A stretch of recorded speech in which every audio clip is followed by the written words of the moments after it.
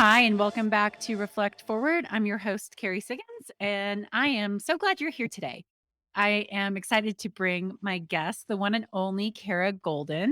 Kara is the founder of Hint Inc., best known for its award winning Hint water, which I love. My son loves even more. Hint is the leading unsweetened flavored water in the beverage industry. Kara has been named one of InStyle's Badass 50, Fast Company's most creative people in business, Fortune's most powerful women entrepreneurs, Fortune's most innovative women in food and drink, and EY Entrepreneur of the Year for Northern California. She is a disruptor. She has gone through adversity. She has a book called Undaunted that came out in 2021, and she hosts the ever popular the Kara Goldin Show, where she interviews founders, entrepreneurs, and other disruptors across various industries.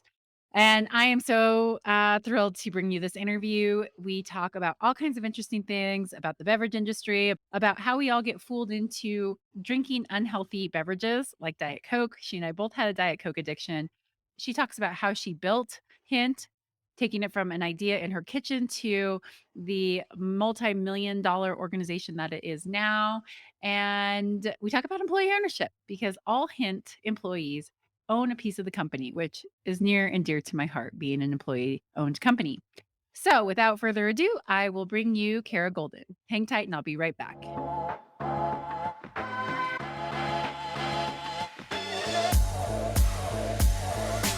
All right, welcome back, everyone. I am here with the one and only Kara Goldin. Kara, thank you so much for joining me on the show today. Yeah, thanks for having me. All right, so tell us about Hint Water. Why did you found the company? So I founded it almost, I can't even believe it, almost 17 years ago now. Well, I guess 16 and a half. We still have a few more months. But basically, I was a huge Diet Coke addict and I was a tech executive. I had never been in the beverage industry before or the food industry. And it was when I realized I was taking a little break from tech. I had 4 kids. I was 3 kids with pregnant with my 4th kid when I had this idea for Hint, and it was I think mostly I was focusing on what my kids were eating and trying to be a good mom, and that's when I realized that I wasn't really practicing what I was preaching, and that what I was putting into my body with all of these, chemicals, diet sweeteners, I never really questioned that it was bad for me, but one day I just saw so many ingredients I didn't recognize on my Diet Coke can, diet soda, and that's when I thought, I wonder if I should just give it up and see what will happen. I developed terrible adult acne over the last couple of years and also had gained a bunch of weight through all my pregnancies that I couldn't get off. And my stomach aches were like every day I'd get a really bad stomach ache. So I thought I should just try and see if things will, miraculously go away if I stop drinking diet soda. I don't think I really believed it would, but I thought, what the heck, it's worth a try. And I was shocked to see that after 2.5 weeks of giving up my Diet Coke, that's when my skin cleared up. I lost 24 pounds. My stomach aches were gone. And I started to really realize that it wasn't the food that I was eating. It wasn't that I wasn't exercising enough. All of these things. It was really the diet sweeteners that were causing insulin resistance inside. And for me, I had always heard the word insulin, and I thought the only people that actually think about insulin are people who are diabetic. I had never really thought about, how that actually affects how you metabolize food and exactly what's going on, how your skin is your largest organ and how, things will start to come out on your skin because the insides aren't.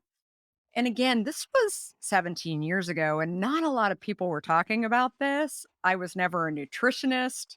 My dad had developed a food company many, many years ago, but I had sort of, you know, discounted that and left it to the side and went into a totally different career. But as my dad said, I knew you were watching and listening to what I was doing for years. But But, when I finally solved this problem for myself in my kitchen around getting rid of the diet soda, and I started slicing up fruit and throwing it in water to get myself a little bit hydrated, that's when I thought, there's a lot of people out there who go to stores. Whole Foods had just opened in the Bay Area, and I thought, people are willing to pay for quality food that is cleaner, and they when I looked in this category for drinks, I was surprised to see that there was just a lot of kind of healthy perception versus healthy reality. Vitamin water was like the hottest thing on the market. And I thought if I could just get people a product that doesn't have sweeteners in it, no sugar, no diet sweeteners, but something that just makes water taste better, then I could help a lot of people. And yes, I had an original business plan, but my goal wasn't to grow a company and flip it and, couple years and make billions. I mean, for me, it was a mission and a purpose in helping people that really drove me to start Hint. I love that story. I have a similar Diet Coke story. It was about 17 years ago, and I was drinking 3 or 4 Diet Cokes a day, and I started losing my memory. And I have a really good memory, and I could not remember things. Hmm, And my boyfriend at the time said, it's probably the Diet Coke you drink 'cause it's filled with neurotoxins. My guess is that it's doing something to your brain." And I was like, "What?" So I went on and Google and start looking, and I was, 26 years old at the time. And I started doing the research on it, and I was said, "I have to," but it was like getting off of drugs, like yeah, breaking my Diet Coke habit. And it was amazing how fast my brain function came back after that. So I can completely relate with just how destructive and toxic it is, but you think like, "Hey, it's diet, it's healthy, like, it has to be healthy." totally. Yeah, absolutely. Well, and I think like the other dirty little secret that I've learned about the, diet sweetener industry in particular is that it's very targeted to girls. Yeah, And so the early adopters of diet sweeteners are teenage girls. yeah, And the target is to go after them and get them hooked. Diet sweeteners are addictive.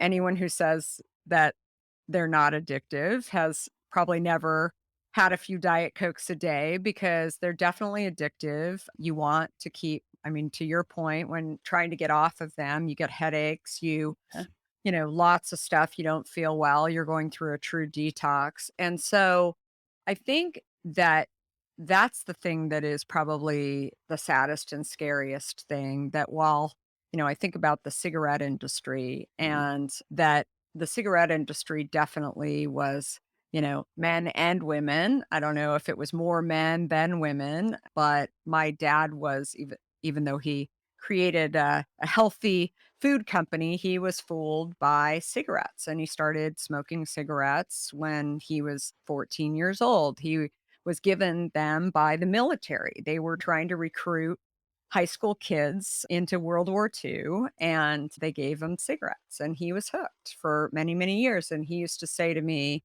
when I was a little girl that doctors actually smoke cigarettes and yeah, he was fooled. That was the healthy perception. But the diet sweetener industry, if you look at it, it's Diet Coke was really created for little girls, for yeah, teenage girls. And what do they care about? They care about weight. They care about, what they look like. And that is exactly what they were doing.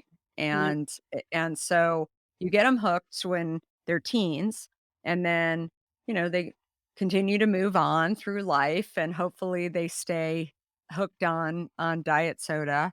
They're never trying to get you into sugar because they know who you are, that you're persuaded by the diet and hooked on diet, so they don't try anymore, and that's what happens, and it's a very, very sad world, and I think when I unhooked myself from it, again, going back to how I got there and how I had been so fooled by these healthy perception products, it made me look at the industry, the beverage industry as a whole, and I think the food industry is like this too, but, vitamin water was a brilliant marketing Right. campaign. There's many people who thought that there were lots of vitamins in vitamin water. And sadly, the company's been sued over and over again for how many vitamins there aren't in the drink. And it's just, it's fascinating because I think most people started drinking vitamin water because they thought that they were doing better for themselves. Yeah. And I think the same with diet drinks. Yet I think that it's still one where, it's still available on the market. Yet it's one where I think all the diet sweeteners and the soda companies would deny this and say that this is not what we're trying to do at all. Nobody Oh, thinks yeah, that right. diet soda is healthy.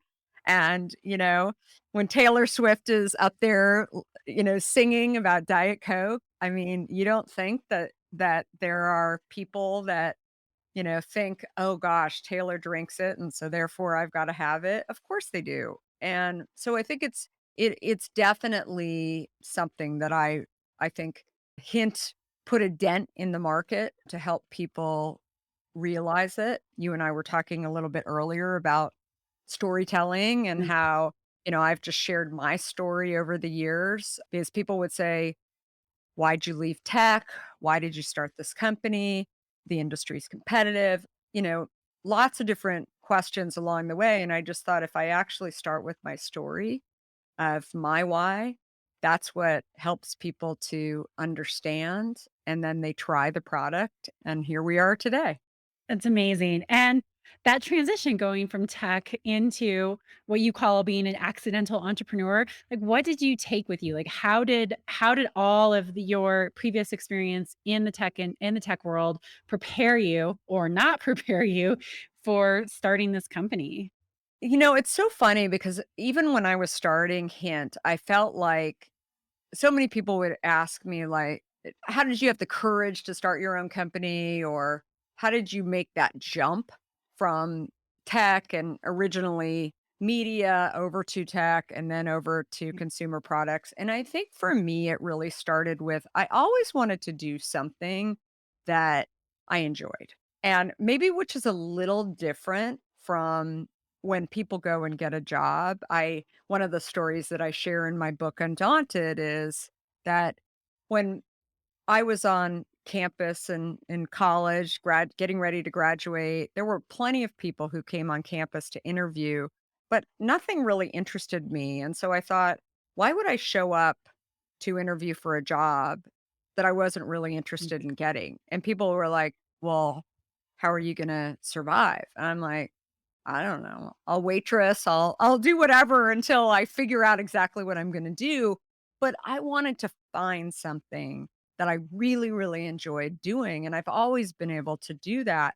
What I hadn't planned on doing was my first job was at Time, which is probably the most, oldest established company that I've ever worked for. When I ended up getting recruited out to work at CNN, Ted Turner was still running around the office. We were only in CNN was in maybe 40% of households.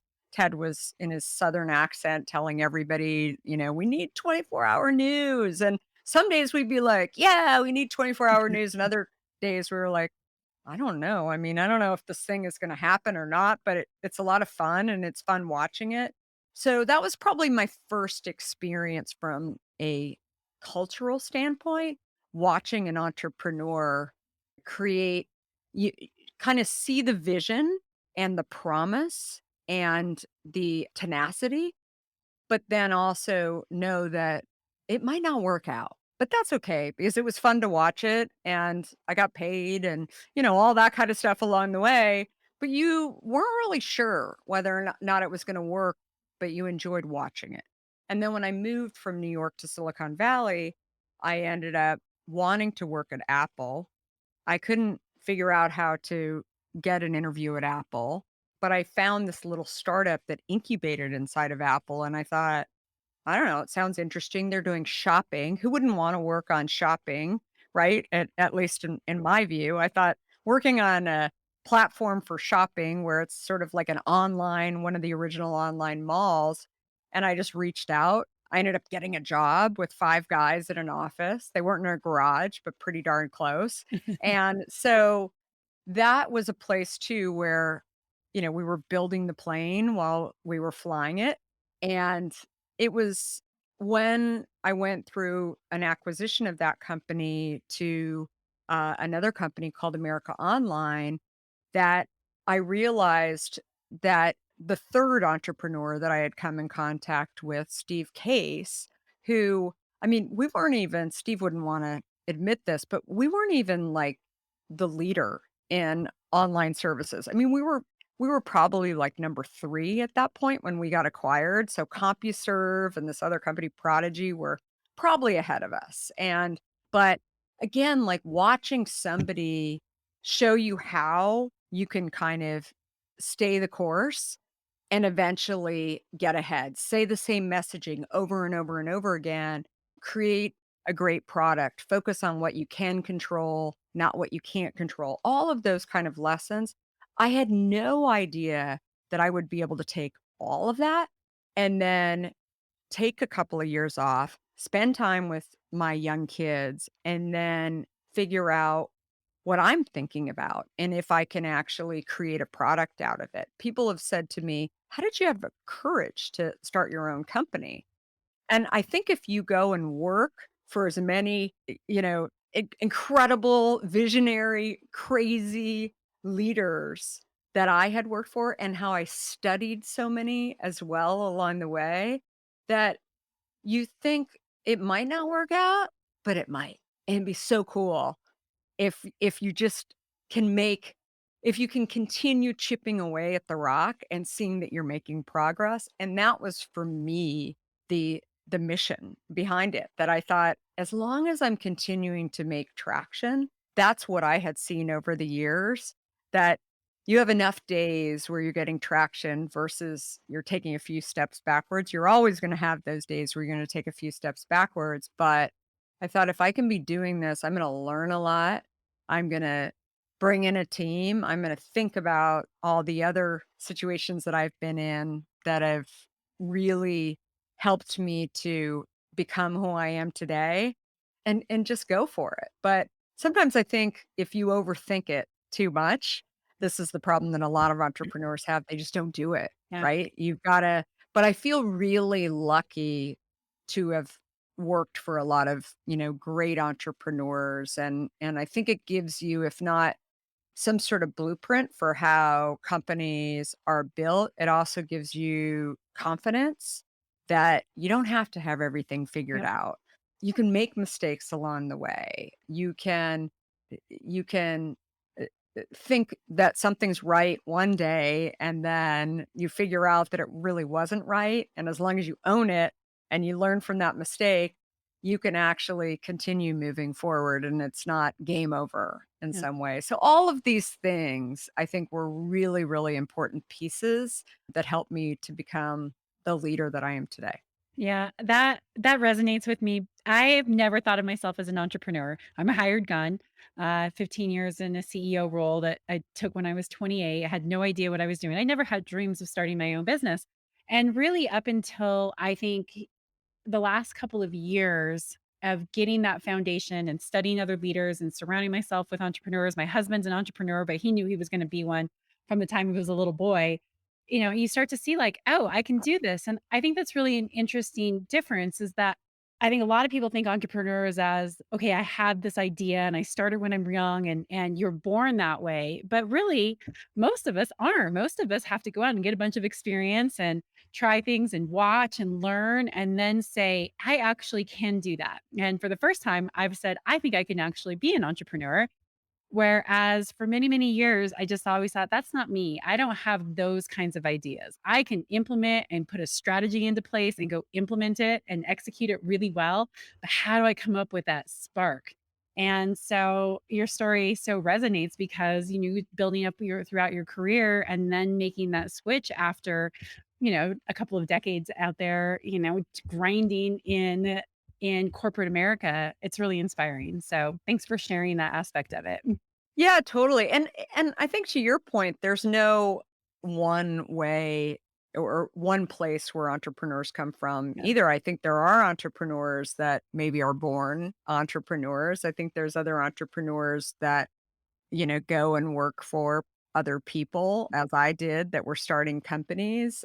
So you sort of see how normal they are or abnormal, and they still, are able to create companies. But I think that there's also people who have an idea and they've been inside of large companies, and then I don't know, they just surround themselves with people that maybe have had different experiences too. I think that the number one thing that I see in successful entrepreneurs is that you've got an idea and you're willing to try it and you're willing to fail. I, Yeah. I don't think that there is any entrepreneur that I know that doesn't think that there's a chance that Yep. it might not work, Yep. right? But I think that the most important thing is that you just keep, pushing forward. I always equate it to, being an athlete, right? When you go and Yeah. maybe try a sport, you never really know if it's going to work or not, but as you start to get traction, I was a gymnast, and I'd have some days where I'd fall off the balance beam and, and hurt myself, and I wouldn't want to get back up, or I wouldn't focus on that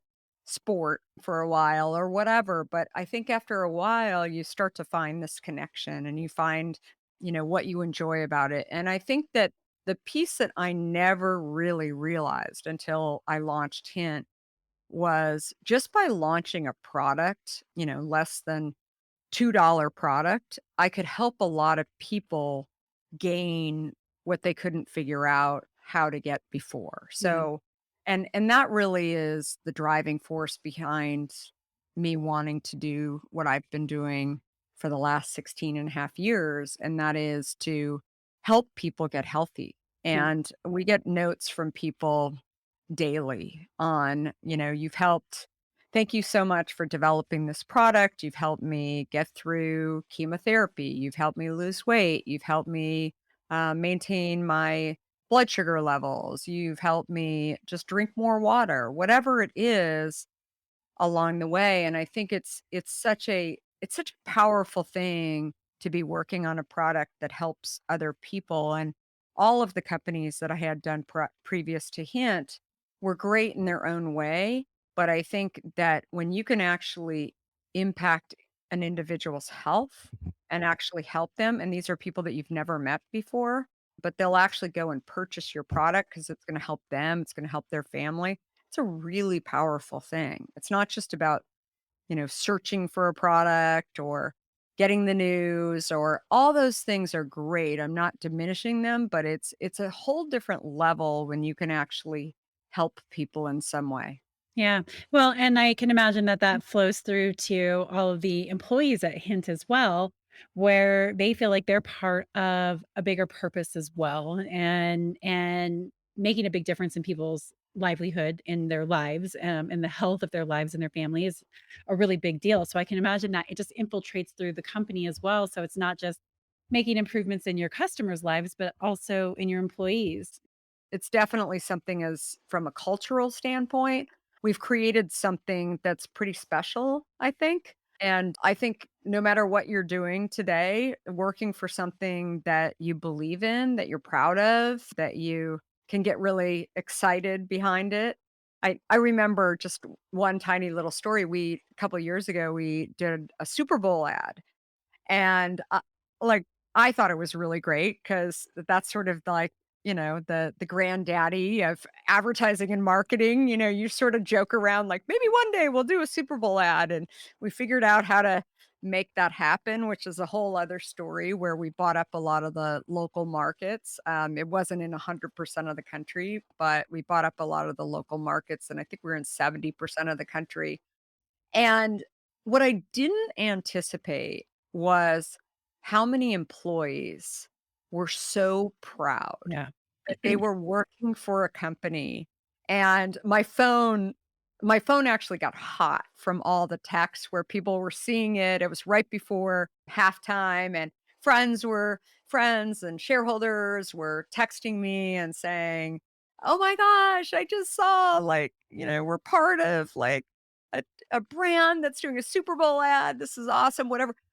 But all of these employees were were texting and then afterwards all talking about how proud they were to be at these Super Bowl parties and to be part of Yeah. something that was good for them and how, like, they were like, "Hey, don't you work for Hint?" And they're like, "Yeah, we're doing a Super Bowl ad." That kind of stuff. I always wonder if that happens to people who are at the big companies, right? If people say, "Hey, don't you work for that company, that does a Super Bowl ad every single year?" What I don't know, whatever it is. I think there was this underdog swell that goes on when you're part of something, and I definitely felt that and still feel it to this day. I had something, recently, not on that scale at all, but one of my employees was in Washington, DC, at George Washington University touring with her daughter, who's making her decision on where she wants to go to college. And they were walking through campus on this tour, and this gentleman comes up, and her daughter was wearing a mask and it had StoneAge on the side. And this gentleman came up and said, "Is that like StoneAge that does water blast tools that Carrie Siggins is the CEO of?" And her like, "Yes." Like, "I love that company. It's employee owned and it supports engineering and women in engineering. And I read everything. I follow everything that StoneAge does." And anyway, he was some executive at GM. And I love my it. employee came home and she's like, Carrie, KP, everybody calls me KP. "I just have to tell you what happened." And she said, "I was so filled with pride, like never before could I imagine that, on this little mask with, the word Stone Age, that I would have someone who could tell me about the company and tell me intimately about what the company was all about. Like, this is really cool to be part of." And so, yeah, I think that making a difference in the world, being the underdog, being a small company, fighting out there, it and winning makes people very proud to work for that company. So it was my little small taste of your Super Bowl. I no, I love it, and I think it's something that I think you'll appreciate too, especially being married to an entrepreneur. It's like it it doesn't you don't have to not everyone should be an entrepreneur, right? Being an entrepreneur is incredibly it's hard work and, the decks are stacked against you from day 1, right? And it's risky and, all of these things, right? But that doesn't mean that you can't go work for an idea that you Yes. believe in, that because that underdog story becomes your underdog story Exactly. as an employee for that company, and that's what you were feeling, and Yeah. that's what you were describing from your employee that it wasn't just about Carrie the CEO, it was No. right? Like, it No, was it's a about, "I story about the work company. here." Right, Exactly. I'm Yeah. so proud, like, somebody sees the mask and, Uh-huh. and I so anyway, I love that. Oh, it was great. It was great. Now, I think I read somewhere, do you have employee ownership at Hint or some sort of employee ownership? Yeah, Yeah. 100%. Yeah, I In thought. fact, yeah, like, everybody in the company I mean, it's interesting, there's more and more beverage companies today, that have that, but when we came out 16 and a half years ago. I mean, clearly vitamin water. I'm just trying to think vitamin water, Honest Tea, a few others that had started out. They definitely Snapple. I mean, is probably a pretty famous story around that. But there were still a lot of companies that didn't do that. Mhm. And now I think it's few and far between for beverage companies. But again, growing up in tech, that was just something that I mean, we were just so used to it, and we just couldn't imagine. We also felt like there was definitely an advantage to giving people, um, the ownership in the Yeah. company, and I don't know how you feel about this, but one of the things that I have always, said to my employees over the years is, when you're always gonna have people who talk about the CEO and talk about the COO, as the owners, Mhm.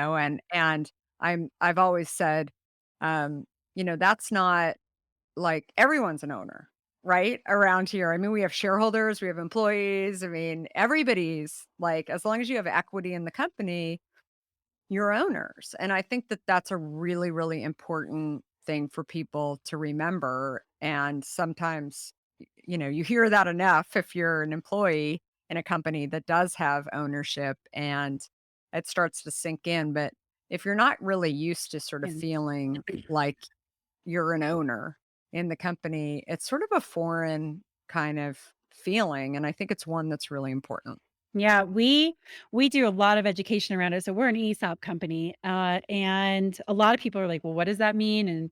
And what does it mean to be an owner? And so we've done so much work over the last really 8 9 years over instilling what we call the own it mindset, and how we expect our employees to show up as owners and behave as owners, and how you'll be rewarded as owners, and you start to see it really click, not just because they have equity in the company and really valuable equity.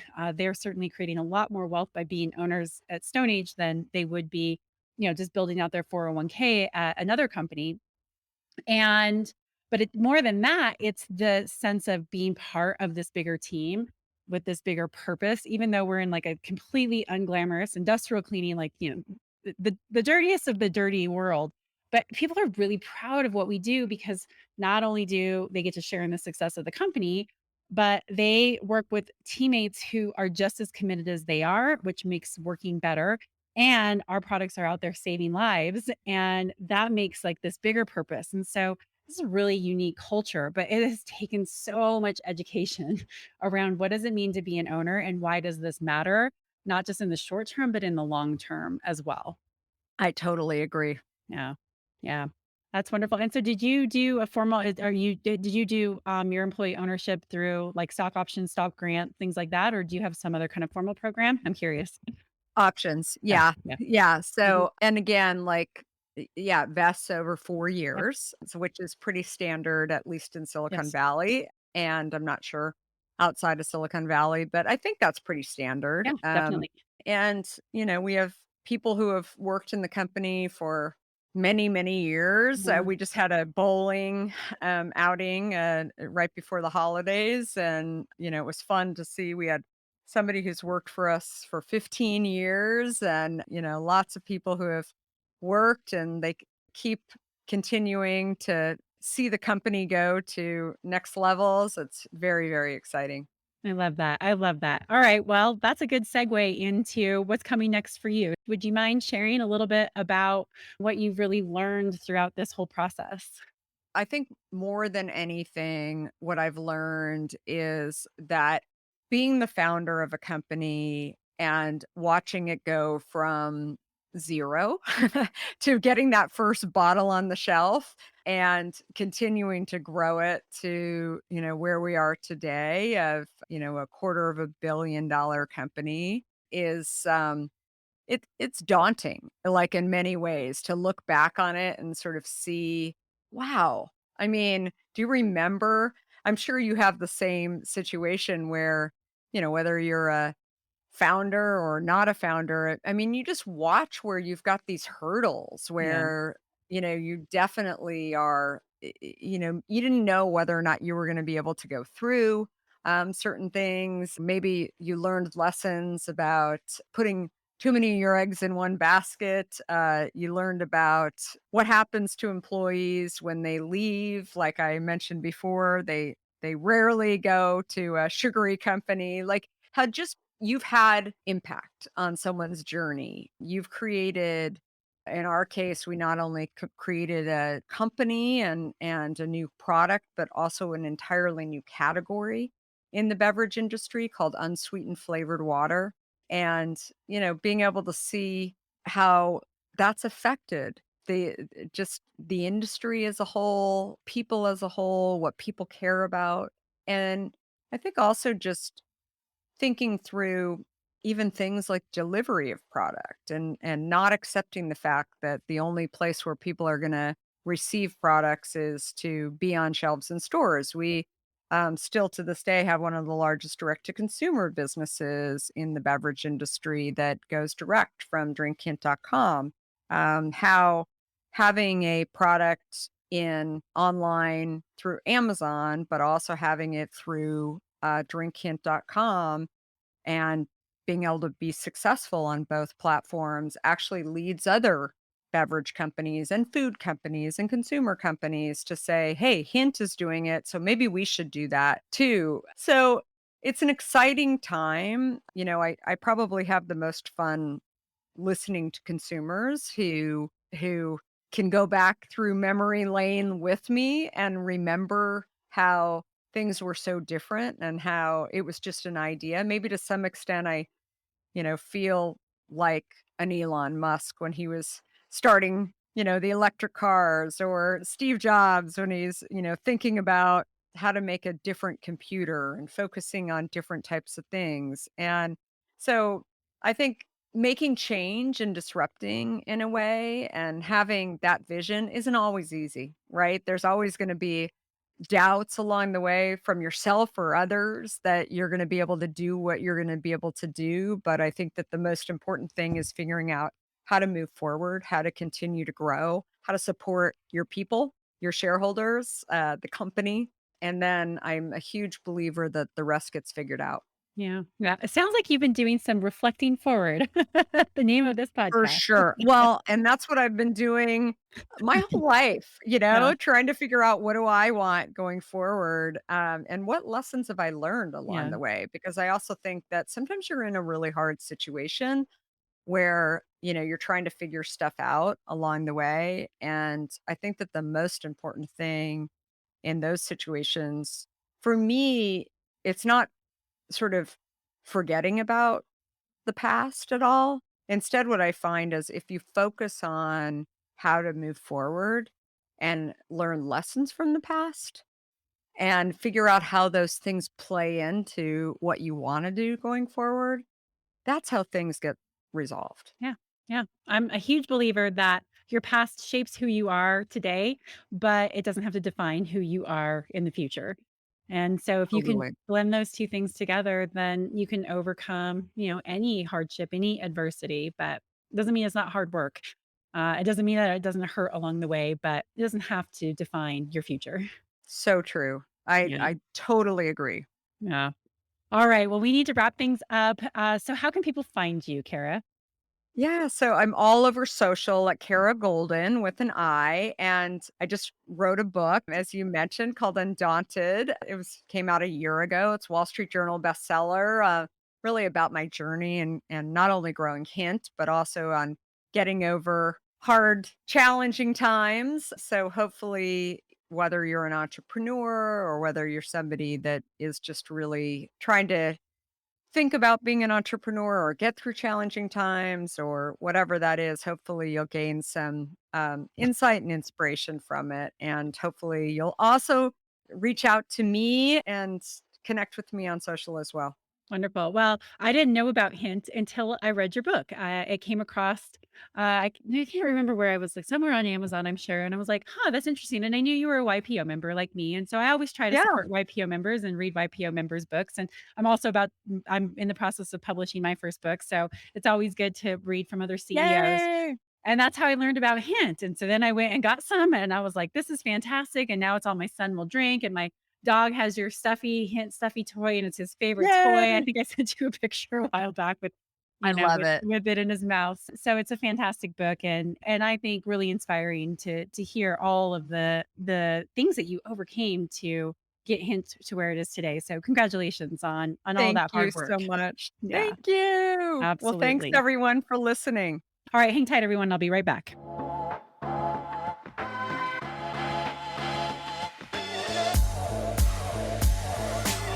All right, everyone. Thanks for listening. I hope you enjoyed that interview. It's good stuff. And with that, I will leave you to your day. I look forward to hosting you on next week's Advice from a CEO and Reflect Forward. And if you like this podcast, please like, subscribe, share, write a review. I always appreciate it. Have a great day. See you next week.